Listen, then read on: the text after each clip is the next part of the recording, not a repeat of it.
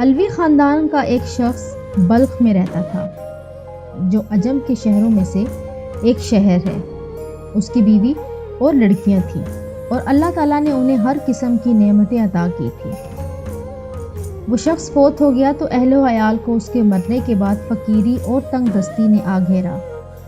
چنانچہ وہ بیوہ علویہ عورت اپنی لڑکیوں کو ساتھ لے کر کسی دوسرے شہر چلی گئی تاکہ دشمن کے طعن و تشن سے بچ سکے۔ اتفاقاً ان کا نکلنا بھی سخت سردی کے موسم میں ہوا۔ جب شہر میں داخل ہوئیں تو اپنی لڑکیوں کو ایک غیر آباد مسجد میں بٹھایا اور خود ان کے لیے کھانے کا بندوبست کرنے چلی گئی۔ اس کا گزر 2 جماعتوں پر ہوا۔ ایک جماعت تو ایک مسلمان کے پاس جمع تھی اور وہ شیخ البلاد تھا، اور دوسری جماعت ایک مجوسی کے پاس تھی۔ پہلے تو وہ مسلمان کے پاس گئی اور اس کو اپنا حال سنایا اور کہا کہ میں ایک علوی شریف خاندان کی عورت ہوں اور میرے ساتھ یہ 3 لڑکیاں ہیں جن کو میں نے ایک غیر آباد مسجد میں بٹھایا ہے، اور آپ سے آج کی رات کا کھانا مانگتی ہوں۔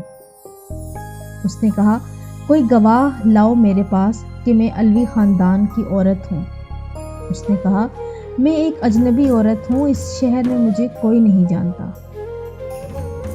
چنانچہ اس شیخ البلد نے منہ موڑ لیا اور وہ عورت شکستہ دل ہو کر چلی گئی۔ پھر وہ اس مجوسی آدمی کے پاس آئی اور اپنا حال اس کے سامنے بیان کیا کہ میرے ساتھ لڑکیاں ہیں اور میں علوی شریف خاندان کی عورت ہوں، اور شیخ البلد کے پاس جانے کا قصہ بھی سارا بیان کیا۔ وہ مجوسی فوراً اٹھا اور اپنی عورتوں کو بھیجا کہ اس عورت کو ممائے اس کی لڑکیوں کے میرے مکان پر لے آؤ۔ پھر ان کو نہایت ہی نفیس کھانا کھلایا اور بہترین لباس بنایا۔ جب آدھی رات ہوئی تو شیخ البلد نے خواب میں دیکھا کہ قیامت قائم ہو گئی اور رکھا ہوا ہے وہاں پر ایک جھنڈا نبی اکرم صلی اللہ علیہ وآلہ وسلم کے سر پر، اور ایک محل ہے سبز یاقوت کا جس کے کنارے یاقوت کے ہیں اور اس میں مرجان کے یاقوت جڑے ہوئے ہیں۔ پھر کہا شیخ البلد نے، یا رسول اللہ، یہ محل کس کا ہے؟ آپ صلی اللہ علیہ وآلہ وسلم نے فرمایا، یہ مسلمان کے لیے ہے۔ اس نے کہا، یا رسول اللہ، میں مسلمان ہوں۔ تو آپ صلی اللہ علیہ وآلہ وسلم نے فرمایا، میرے پاس گواہ لا کہ تو واقعی مسلمان ہے۔ وہ سن کر حیران رہ گیا تو فرمایا، نبی کریم صلی اللہ علیہ وآلہ وسلم نے کہ وہ عورت علویہ جب تیرے پاس آئی تھی تو نے بھی تو یہی کہا تھا کہ میرے پاس گواہ لا کہ واقعی تو علویہ عورت ہے، سو اسی طرح تو بھی گواہ لے کر آ میرے پاس کہ تو واقعی مسلمان ہے۔ جب خواب سے بیدار ہوا تو نہایت غم زدہ اور پریشان تھا۔ بیدار ہوتے ہی دریافت کیا کہ وہ عورت کہاں ہے۔ جب معلوم ہوا کہ وہ عورت مجوسی کے پاس ہے، اس نے آدمی کو بھیجا کہ مجوسی کو میرے پاس لاؤ۔ چنانچہ وہ لایا گیا تو اس نے اس کو کہا کہ یہ عورت علویہ تجھ سے مانگتا ہوں ممائے لڑکیوں کے۔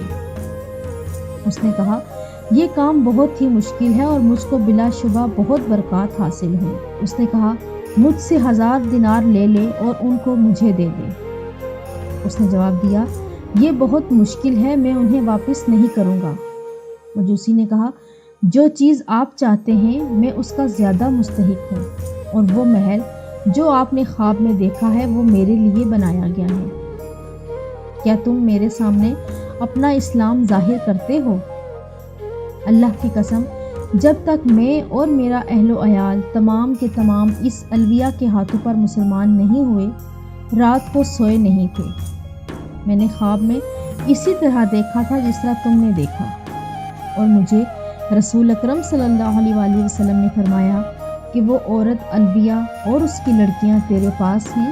میں نے عرض کیا، جی یا رسول اللہ صلی اللہ علیہ وآلہ وسلم۔ تو آپ صلی اللہ علیہ وآلہ وسلم نے فرمایا، یہ محل تیرا اور تیرے گھر والوں کا ہے، تو اور تیرے گھر والے تمام جنتی ہیں۔